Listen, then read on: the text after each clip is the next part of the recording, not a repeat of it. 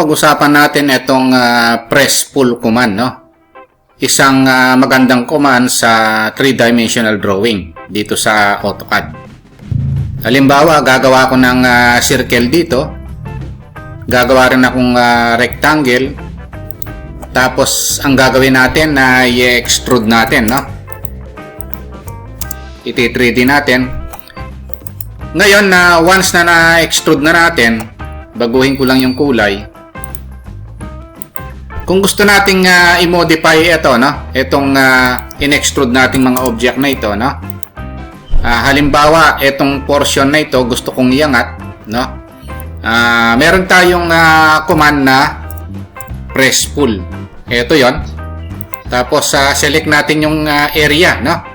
Itong portion ng areang ito, pwede nating iangat. Ayan yung press pull, no?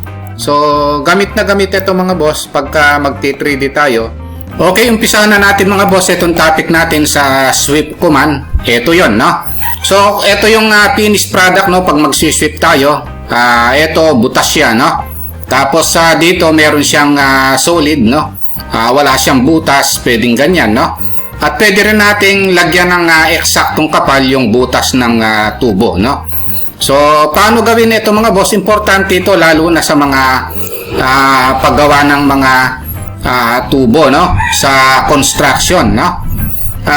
Sa mga downspout at sa mga water line at iba pa, no?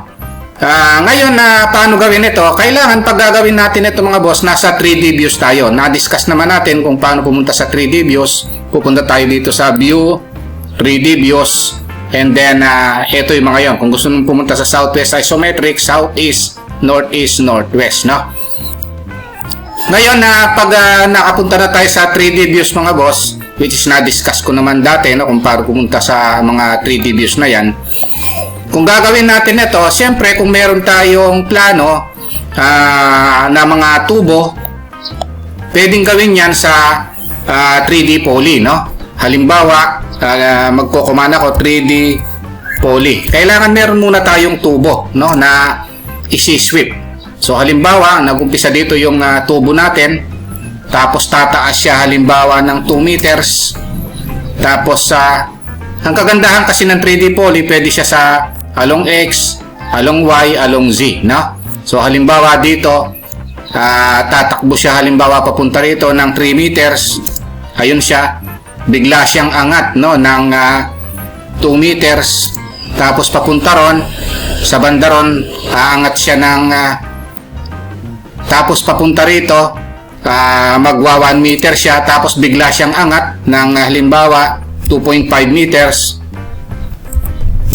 So halimbawa ito yung sample natin. Ito rin naman yan, no? Kailangan pala bago natin ipili ito para rounded yung corner, i-explode muna natin. Na-discuss ko naman yung explode command. And then piliin natin, no? Halimbawa ang radius 0.3, no? Tapos i-multiple ko na lang para mabilis. Ayun, no? Yung pagpili-pili na yan para rounded yung corner, na-discuss ko rin naman, no? Ayan yung tatakbuhan ng tubo natin, no? So dito ang ginamit ko is circle. So etong object na tatakbo dito, hindi lang naman circle ang gagamitin natin. Pwedeng rectangle, polygon, o basta kung ano yung shape ng tubo, no? Tapos ito, halimbawa rectangle ang gagamitin natin, no? Pwede rin naman. Tapos i-move ko lang ito. I-project ko lang dito hanggang dito sa gitna at para gitnang-gitna siya. Ilagay ko siya rito. Ayan, no?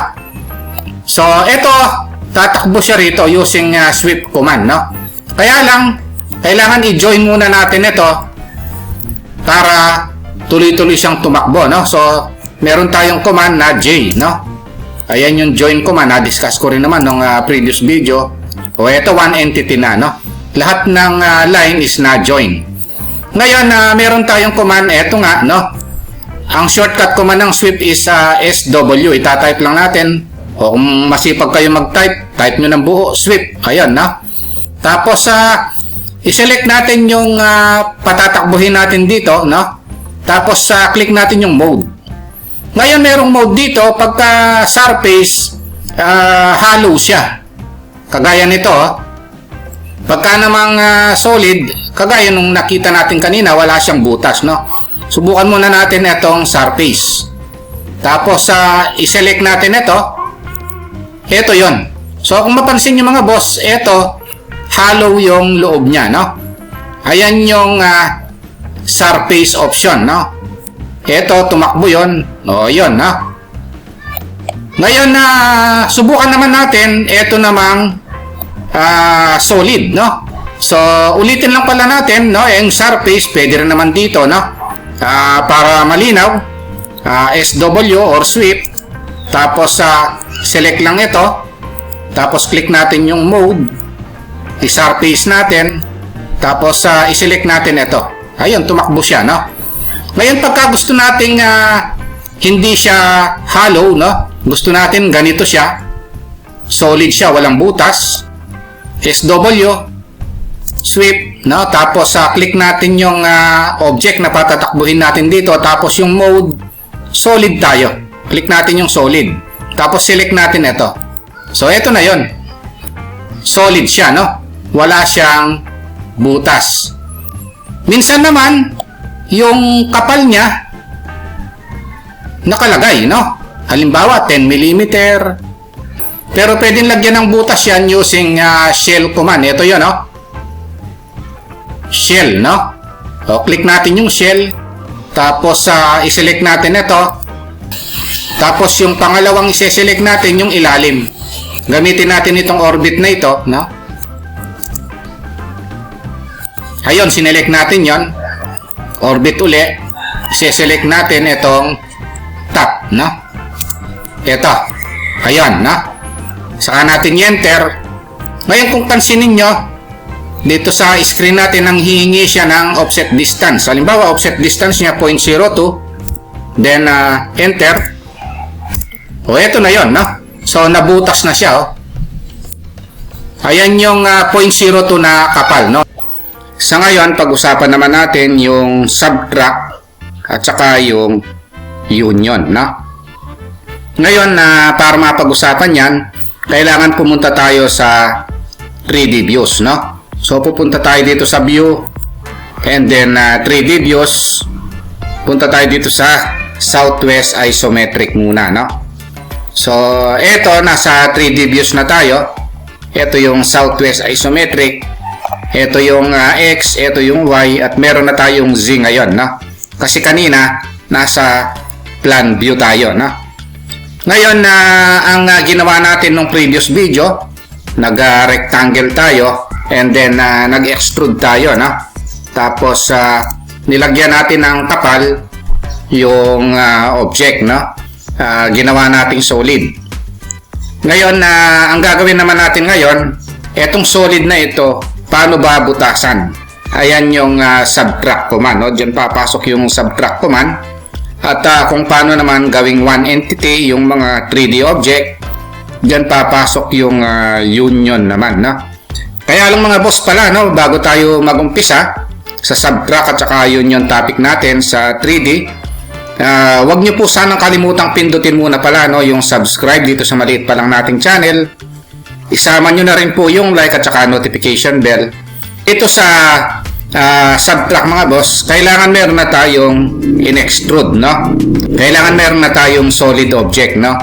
So, bago tayo mag-subtract, halimbawa, gagawa ko ng rectangle dito. Pagkatapos, isolid ko rin ito. Extrude. Select and then enter. So, in-extrude ko siya. Baguhin ko lang yung kulay. Ngayon, kung halimbawa gusto kong butasan itong pader na ito o wall, no? Ngayon, mabubutas natin yan using subtract, no? Ang subtract, ang shortcut command yan ay SU. Ito yon. Ise-select natin yung sa subtract and then enter. And then, ise-select natin yung pang subtract. Then, enter. So, ngayon, ito, nabutas na. Ayan yung subtract command, no? Para makita natin ng maayos, pupunta tayo dito sa view and then visual styles.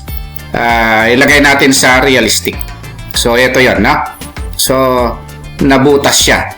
So ganito lang yan, no, mga boss, no? I-review ko lang. Halimbawa, meron tayong rectangle dito. In-extrude natin.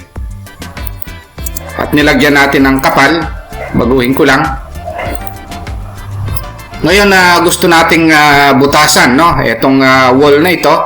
Type natin yung SU, no? Or subtract. Ayun, no? And then, una nating ise-select yung bubutasan. And then, i-enter natin. Ang susunod na ise-select natin yung pangbubutas. And then, enter. Ayun. So, nabutas na siya.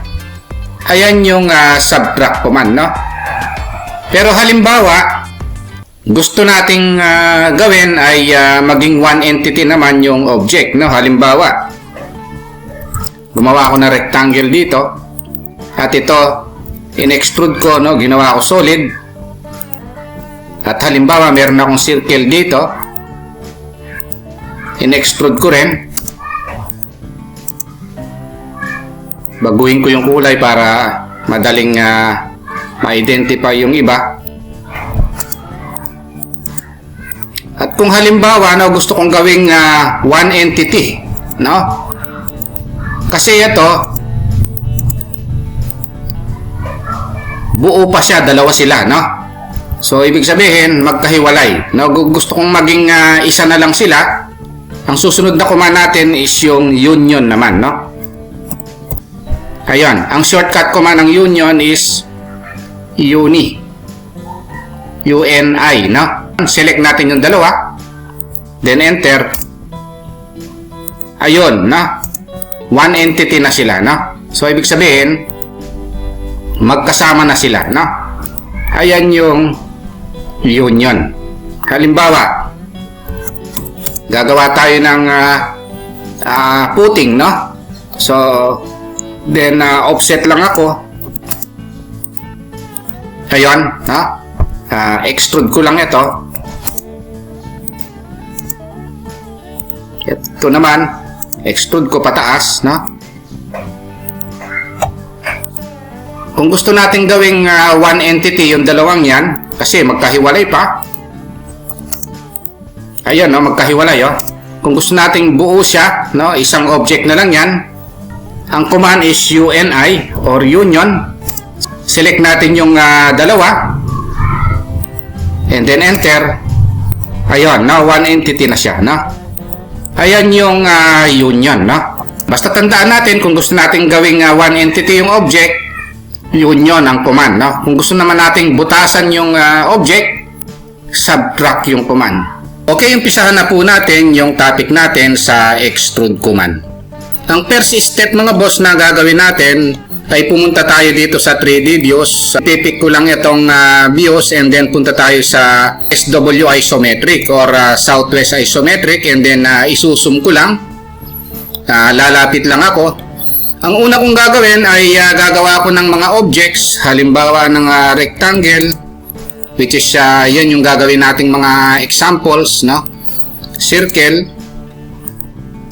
and then polygon, number of sides, halimbawa 5 sides,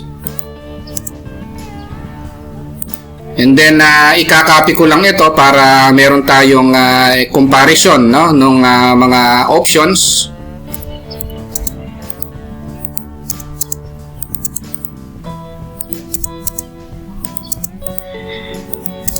So, ang unang gagawin, mga boss, itatype natin yung EXT o yung shortcut command ng extrude and then enter. Kung mapansin natin, meron siyang mode, no? Itong mode option na ito, kiklik lang natin, meron siyang solid at saka surface, no? So, itong solid ang default, no? So, click natin yung solid, select ito and then enter. Kung napansin nyo, mga boss, etong solid, yung object nagiging solid, no? Samantalang click ko yung mode, yung surface ang gagamitin natin. Dito sa surface, mga boss, hindi siya solid, no? Ayan yung dalawang options na makikita natin dito sa extrude command, no? Tingnan naman natin yung iba pang options dito sa extrude command. just type ext and then select object and then direction, path, taper angle, expression. Yan yung iba pang options. Dito sa direction mga boss, pwede nating i-click yung direction either up or down, no? So click natin yung point and then yung second point. Ayun yung direction, no? So pwede siyang pataas. Yan doon lang. And then pwede rin siyang pababa, no? So ext, select yung object, tapos sa direction, click, first point, second point, ayun yun, pababa naman siya, no? So kung napansin nyo mga boss, hollow pa rin itong ginagawa natin kasi hindi natin na-solid kanina, no? So nung nag-extrude kasi tayo kanina, mode, naka-surface pa rin tayo. So kung gusto nating i-solid, click natin yung solid, no? Ngayon, every object na gusto nating i-extrude, magiging solid yan, no? Kaya as much as possible, i-default nyo dun sa gusto nyong mode, no? Either solid or surface yan, no? Ngayon, dito mga boss, pwede nating i-type yung eksaktong distance, no? Under direction, gusto nating i-type yung height na gusto natin, either upward, positive yon, or downward, negative, no? So, kung halimbawa upward siya, 2, then enter. So, eto yon. Magmula rito hanggang doon, 2 unit yon. Kaya kung unit natin is meter, 2 meters yon, no? Ayan yung direction. So, pwede rin ganito ang direction mga boss, ha? Halimbawa, meron akong line na susundan ng direction. I-move ko lang ito. Ito yung susundan niya, no? Ayan yung direction na gusto nating sundan, no, ng object na gagawin natin. ext, then select yung object and then enter. Just click direction. First point ito, second point yun. Ito yung in-extrude natin, which is direction option, no? Okay, punta tayo sa ibang option pa ng extrude, no? ext and then select object. Meron tayong option na taper angle naman, no? Dito sa taper angle, pwede nating i-type yung angle natin, no? Halimbawa, gusto natin na 20 degrees. Then enter. Ito yon, no? 20 degrees. Pero ang height niya halimbawa, 1 and then enter. So ito yon, no? 20 degrees yung angle ng pagkaka-taper. Ang ibig sabihin niyan mga boss, magmula rito hanggang dito, 20 degrees yan, no? Papasok. Ngayon, subukan naman natin i-try yung negative angle naman, no? Type ext, select object, and then click taper angle. Type negative taper angle, negative 20 for example, no? And then enter. So, kung napansin nyo mga boss, etong pagkaka-taper niya, palabas naman, no? Which is yung angle niya is 20 degrees. Ayan yan. Kung yung positive angle is papasok, ito namang negative angle ay palabas. Ayan yan, no? Okay, i-try naman natin itong expression. Actually, itong expression na ito, ganito lang ito mga boss, no? Halimbawa, rectangle, extrude, select object, enter, tapos expression, para ring itinatype natin yung gusto nating height, no? Halimbawa, 3 meters, 3 and then enter. Ayun yan. So, magmula rito hanggang doon, ang height niya is 3 meters, no? So, kung pababa naman siya, negative 3 naman, no? Ayan yung expression. ext, select, enter, expression. O halimbawa, negative 3 naman, pababa naman yun, no? Ayun. Kumbaga sa ano ay pabaon yun, no? Kung ito is elevation 0, negative yon, yung positive upward, no? Yung negative is downward, no? Next option ng extrude, halimbawa, meron tayong circle dito at gagawa tayo ng path, no? Next step is yung option na path ng extrude, no? So just type 3D poly or yung 3D polyline, no? Click lang tayo rito. Itong 3D polyline mga boss, pwede siyang X, Y, and Z axis, no? Kung napansin nyo, pwede siyang X, Y, Z, no? Kasi 3D poly ito or 3D polyline, no? Pwede rin nating ilagay yung eksaktong sukat, no, ng 3D poly, no? Halimbawa, gusto natin na itong 3D poly, ang eksaktong sukat niya 2 meters. Magmula rito hanggang doon 2 meters, no? Pinagtatansya ko lang ito, pero pwede ito, no? Pwedeng direct distance method. Na-discuss naman natin yung mga direct distance method ng polyline at saka ng line, no? Ang susunod na i-discuss natin itong extrude, select object, and then enter. Ito namang path option, no? Click yung path, and then i-select natin ngayon itong path, no? Ayun yon. So, ibig sabihin, yung object natin ito, tatakbo yan doon sa path. Ayun, na. Okay, yun lang mga boss, no? Kung nagustuhan nyo itong video natin, huwag nyo po sanang kalimutang pindutin muna pala, no, yung subscribe dito sa maliit pa lang nating channel. Isama nyo na rin po yung like at saka notification bell. Thank you very much at God bless.